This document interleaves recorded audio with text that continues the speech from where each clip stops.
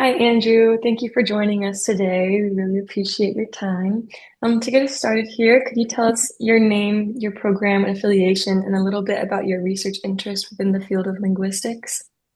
Yeah, well, I'm Andrew Goatley. I'm sort of semi-retired now. I do give some online lectures and occasional things locally, but I'm still affiliated to a university in Hong Kong, Lingnan University, which is a liberal arts university. I'm still an associate, an adjunct professor there. So my main interests are sort of obviously English linguistics, but metaphor, stylistics. I'm increasingly interested in what is known as eco-stylistics, which is, um, analyzing the language of literature, which might have a positive effect on the way we conceive the environment. I don't like to call it environment. That suggests that we're central and everything else is peripheral, but let's call it ecology.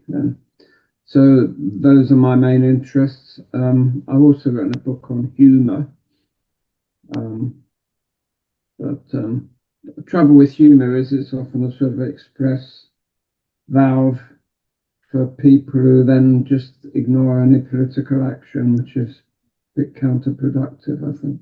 Anyway, it's probably enough. Yeah, thank you.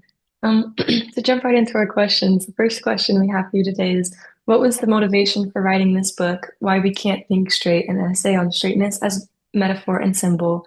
And was there a particular moment when you realized a project like this was needed?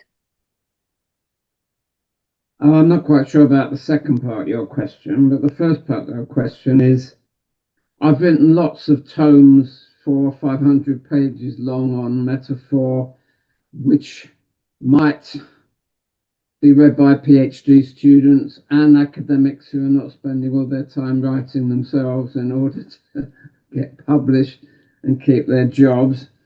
And I think in this world of, let's say, reduced um, attention spans, maybe something a bit shorter will be interesting.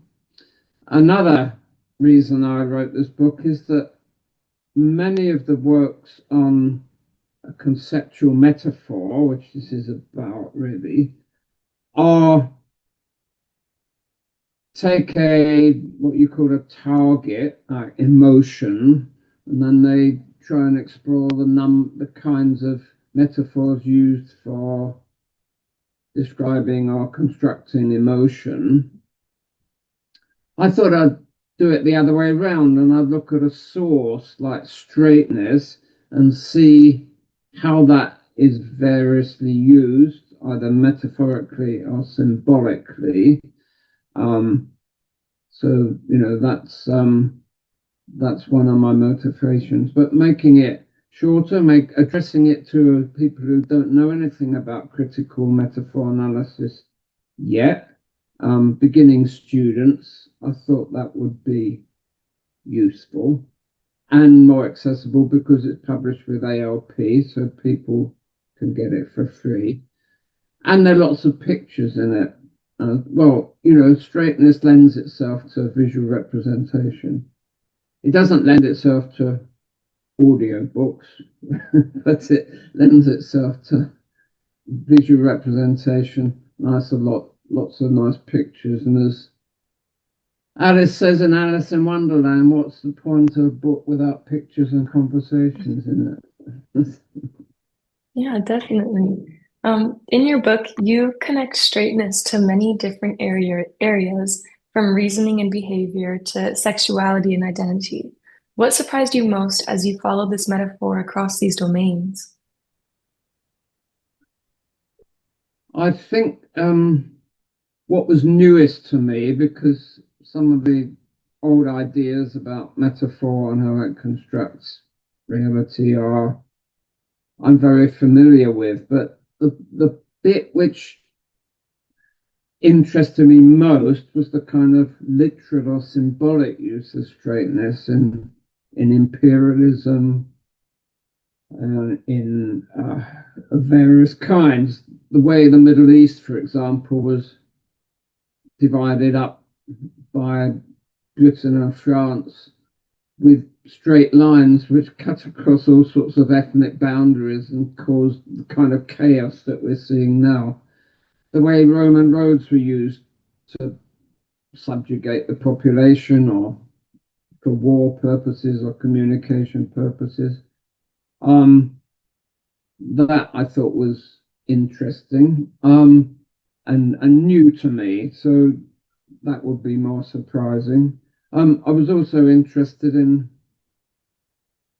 rather sort of more mundane things like how women value straight or curly hair and how that varies according to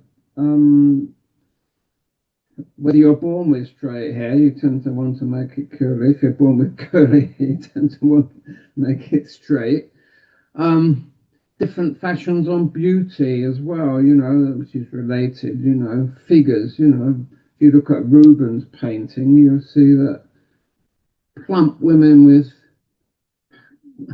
I say, paunches, we call them now, quite large bellies, were very much admired in those days, but now it's all about slimness and straightness, and you don't want too many protuberances and so.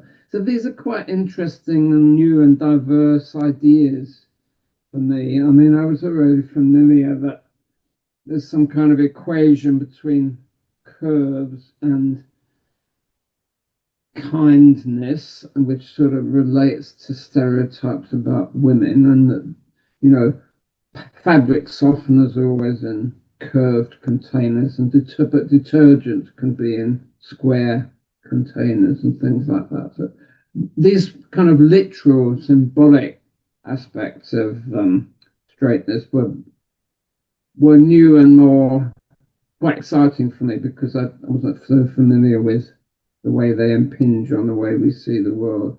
But also, of course, the fact that there are very few straight lines in nature. If you just looking at you at the moment. So, well, I look at Luke, who's also in this interview, and his shoulders are not, his body is nothing about his body except his nose, perhaps, is straight. His teeth, although they're sort of straight from front on, they're not they wouldn't be straight from side on, they'd be curved.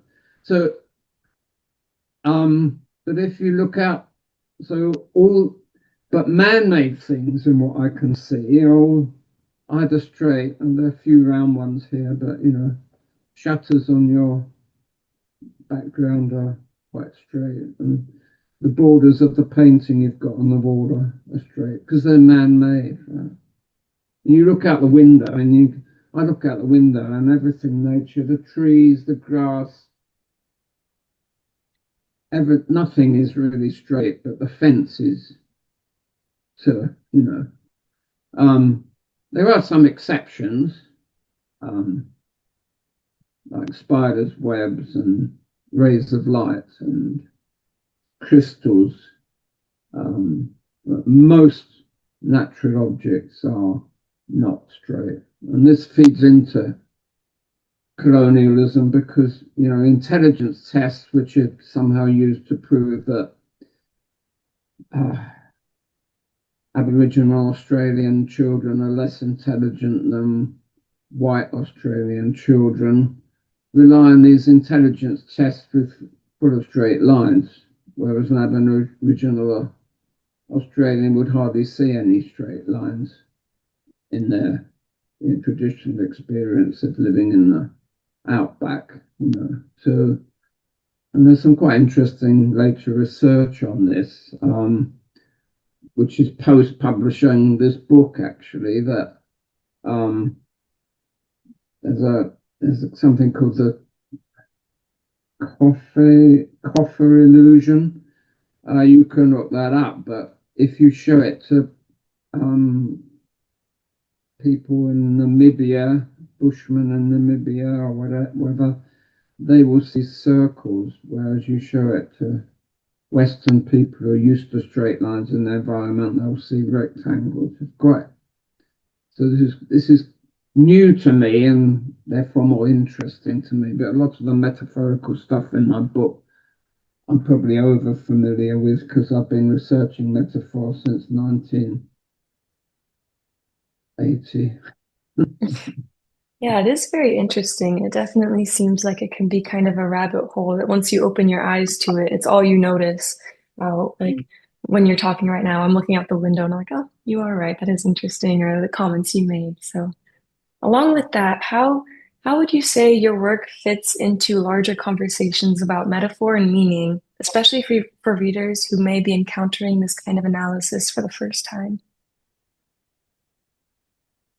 Um, well, I hope it opens people's eyes to the fact that it's kind of human domination in various ways, which employs straightness, whether it's colonialism or monocultures of, palm trees in straight lines, or cube watermelons, which was a Japanese invention, which is totally useless in terms of nutrition, but probably very good for storage. You can stack them up and you don't waste space trying to pack spherical things.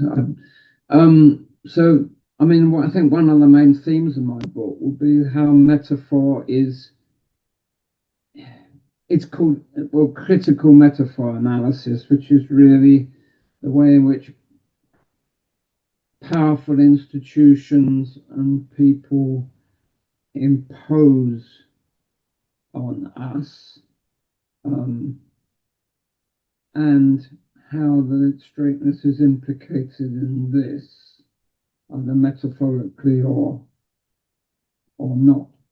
But there is a whole section in the book also about communication and the metaphor of the straightness, like directness and indirectness, and so on and so forth.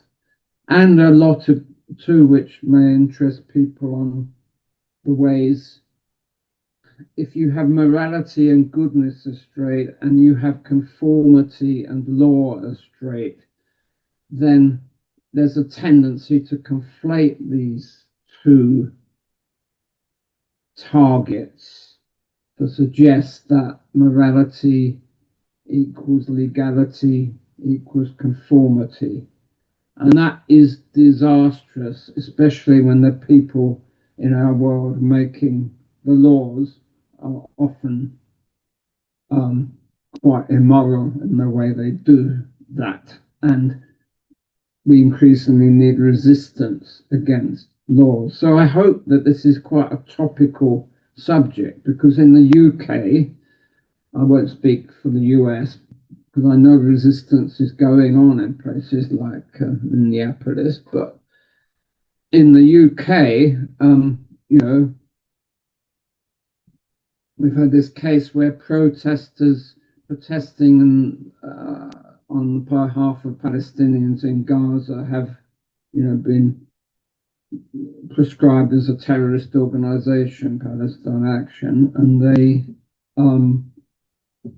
I hope I won't get into trouble for saying this because it's still prescribed on the but they get into, they people sent to prison, lots of uh, pastors and vicars and people, even elderly people, have been put in jail for holding up placards supporting Palestine Action. Well, to me, it's a pretty clear moral case that the law in this case is not moral, it's being used for immoral purposes.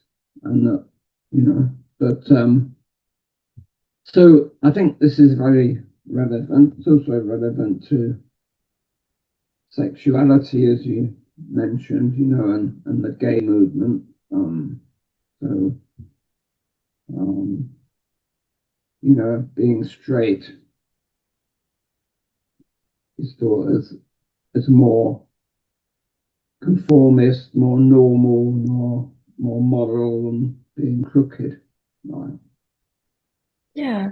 And I know Or you kind of, in the pejorative sense, bent. mm, yeah. I know you kind of touched on it a little bit already, but just to go a little bit deeper, do you think metaphors of straightness are shared across languages and cultures, or do you think they work differently depending on context? I don't know. I mean, I can't answer that one because I guess European languages probably, but I'm interested in North American Algonquin language, Blackfoot, which that's the Western name for it, of course. It's Nitsipawassin in it's in Montana and parts of um, Canada, um, where the Blackfoot live.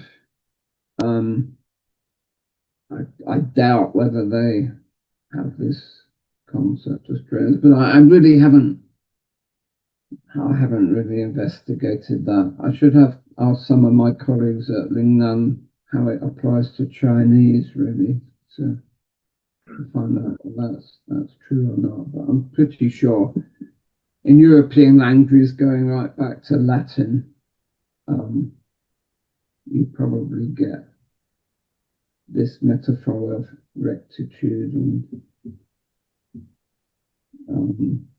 straightness. I don't know.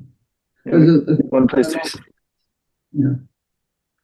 we do see that in some languages that have the word for right, meaning like right-handed or to the right-hand side, is the same word as right, meaning correct, which is also tied sort of etymologically to straightness as well. So that's the case in Spanish and I think Latin as well. Yeah. So rightness and straightness and right-handedness are all sort of come back to the same kind of root word. I'm sort of linking right-handedness to that, but that's another one because Right. sinister. That's right. Sinister meaning left-handed, and yeah, that's right. That would be an example of that back to Latin and other Latin-based languages. Well, maybe you could explore the Blackfoot language and their perception of metaphor for your next book, Andrew.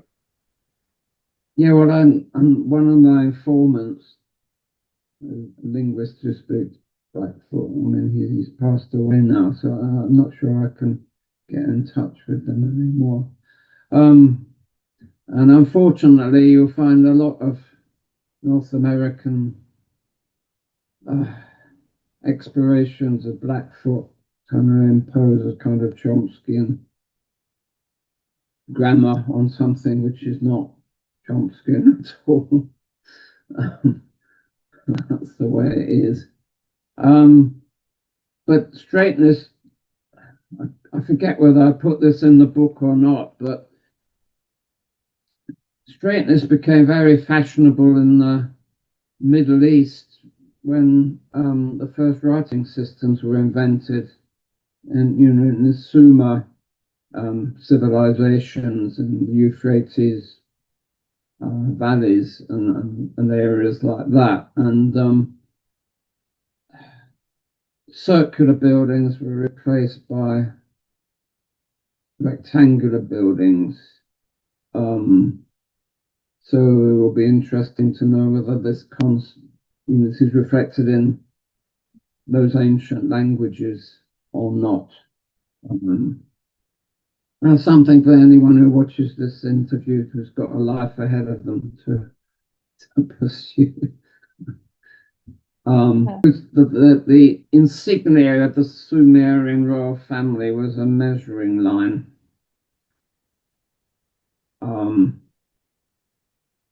And straightness facilitates measurement.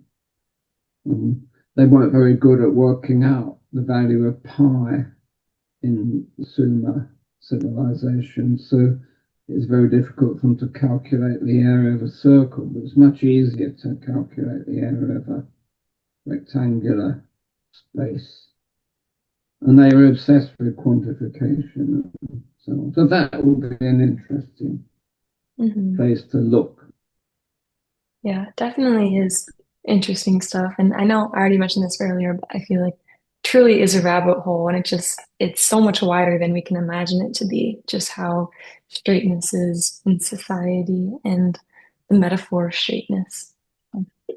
Along with that, my next question is, what made you decide to publish your book with Applied Linguistics Press? Oh, well, this I could give you a long, long talk about this, but I've had various problems with commercial publishers in the past. So there are really two answers to your questions. One is the commercialization and exploitation that goes on in commercial publishing, and the other is the increasing the inefficiency of commercial publishing. So let's deal with the first one first.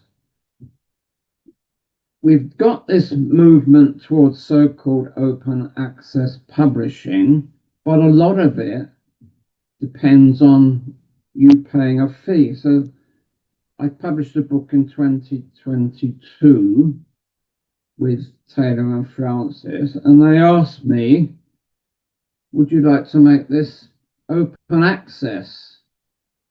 So I said, yeah. They said it will cost you £10,000 or something. Yeah.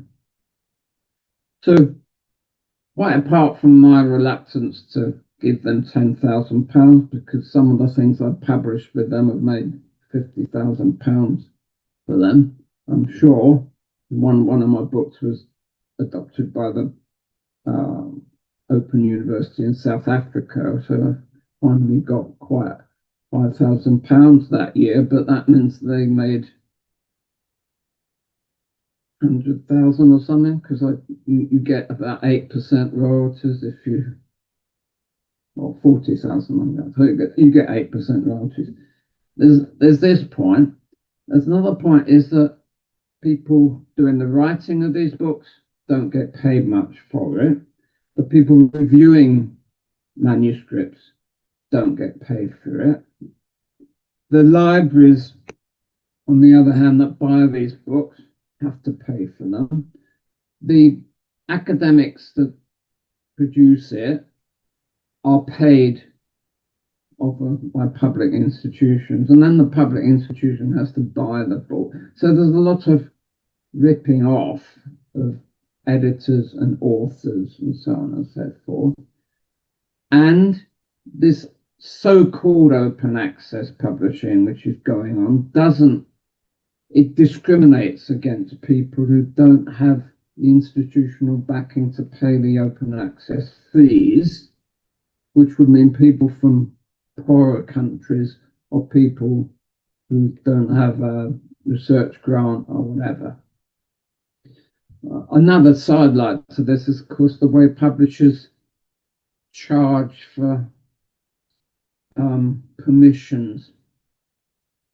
I mean, I don't know how ALP deals with this. Because you're not commercial, I guess you can get away with decent, fair usage of quotations in ways which other publishers can't. But, you know, it's almost impossible now to write a book for a commercial publisher which quotes a whole poem which has been published within the last 100 years without you personally as an author having to pay maybe $500, $600 for permission to quote that poem. And when I first started publishing my first book in 1997, the publishers in those days would give you a purse, they would give you a grant to pay for permissions.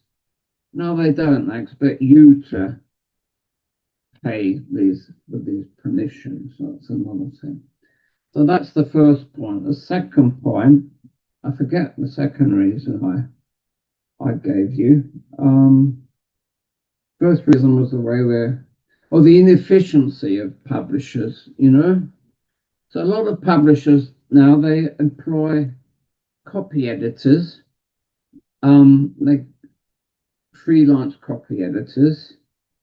They have given very tight deadlines, and they can't do their jobs properly. So you assume your manuscript has been checked, and you find that they haven't really done their job. They were useless. It's much better to actually use a publisher who doesn't rely on copy editors and insist that you yourself check all your work, because you kind of leave some checking. You think, oh, someone else would have checked this, it should be okay. And so you get lots of inaccuracies. Other stupidities you get, like, so I wrote a book for Cambridge and they sent it off, I don't know, for production to someone in India, and the proofs came back with all the apostrophes missing. And I happened at that time to have broken both my arms because I fell over the guy rope of a tent after having consumed a small can of beer on an island in Hong Kong. And I fell over, and the guy rope must have, I don't know, as a whiplash effect. This is all quite irrelevant to your audience, sorry about that. Anyway, I fell over and I broke both my arms. And then this manuscript comes back to me with all the apostrophes missed. So I had to struggle to correct all this. So I found actually the least reputable publishers, like Equinox and Benjamin's, are better to deal with than Cambridge and Routledge, Taylor and Francis. But, those are the two reasons, basically. I think they are exploiting academics and the taxpayer who funds academic institutions. And we could have almost predicted that just based on the fact that it's a corporate model. So of course they're going to do maximize profit and minimize their outputs. So it's our fault in a sense, the academic community, for not seeing that coming, 20, 30, 40 years ago. But yeah, that's because profit seeking corporations are going to do what they're going to do, which is exactly what they've done. So we can't look back. So I think, for us, we have to just move forward and maybe try to move to more, either work with the smaller publishers like Benjamin's, which I worked with, which has been really good in many cases, or to sort of just go on our own. But we don't think that at ALP, we don't think that we really need those publishers as much as they need us anymore. If we all agree that the work can get out there by other means, and that's what we've been trying to do. I'll leave it to me there just to ask our last question. Yeah, so leading into our final question, is there a particular takeaway or idea you hope lingers with readers after finishing the book? For people new to this, the idea that the way we think is structured, the way there's not just a reality out there which comes to us unmediated, with language constructs our view of the world, and this is particularly true with metaphor. And in this case, an example of this is notions of straightness. One of the insights is the picture in there which I have of a medium. So you've got a square grid with a glass of water in front of it, and because the light refracts as it goes through the water, everything is bent. And I don't know whether this is where the original word medium came from, but the medium of water refracts, and the medium of language refracts and distorts. And so every language, every different metaphor for the if you could look at it the other way around, like many people do, every different metaphor for emotion or education will give you a different concept of what metaphor or what education is. In fact, of course, things like education don't really exist apart from the metaphors used to describe them. Is it feeding people? Is it allowing them to construct stuff, or what? The metaphor you use defines the topic. So straightness will define all sorts of various concepts that we have. It's just an example of that. But metaphor is also exceedingly important because it gives us alternatives to the normal categorizations which we employ with literal language. And the big romantic poet philosophy is that metaphor and poetry can undo the habitual responses we have to our experience by reconstructing them, and so we will perceive things in a less mediated way as we would when we were young children, and we would get the wonder out of life and experience. And the metaphor has a role in doing this because what's the word, ostenania in Russian? It means defamiliarizes our experience of the world by helping us to use different metaphors. But we have to be aware how every metaphor is a distortion, and every use of language is a distortion. All we can do is have alternatives to distort in different ways, and therefore to see different aspects of experience. So I guess that's what I would hope people would take away from it. Definitely. Okay. Yeah, those were all of our questions that we had for you today. Thank you again so much, Andrew, for joining us and for giving us some of your time. We really appreciate it. Thanks, Andrew. This has been great. Yeah, really, really, really insightful. And if anyone watching this interview has students who are new to critical metaphor analysis or interested in it, I think my book might be an interesting place to start. Might get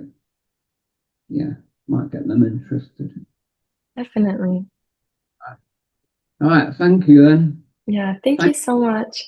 And, goodbye. Yeah, thanks so much, Andrew. Yeah, this is great. I think your book's a great sort of gateway to getting into metaphor. There's so many. I mean, and even you can read it cover to cover, but even you could, as I was working on it and we were finishing, way back and forth with the final copy editing and the formatting and things like that.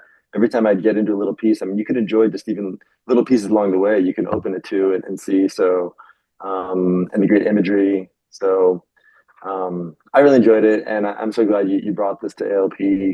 And so we're still working on lots of different things, and this sort of this interview series is part of that. The audio, as you mentioned, may not work so well for this particular project because there's so much imagery, but we're going to continue to find ways to promote and expand and get more of the work out there. And so I hopefully lots more people will check out this book and check out this interview. And it was really, really fun to kind of hear you just talk about it and your process along the way. So thanks so much, Andrew. And thanks, May, for organizing this. And we'll be in touch, Andrew. What's up? Do you have any